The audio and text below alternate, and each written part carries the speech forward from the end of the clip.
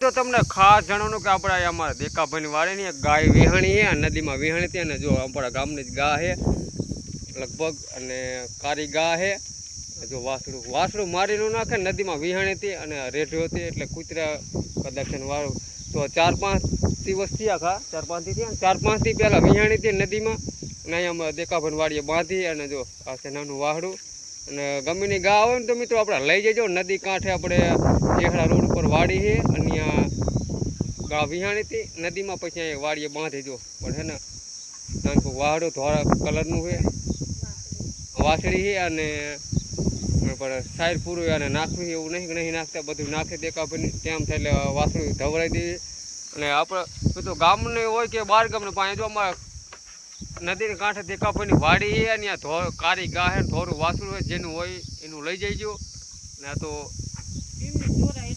હા, એમને એટલા ઢોરા, કેટલાક ઢોરાની સાઈર કરે એટલે હે ને ગમીની ગા હોય તો તમે લઈ જજો. અને નદીને કાંઠે જો વિહાણી હતી, અને આ નાનું વાસળું છે, અને કાળા કલરની ગા છે.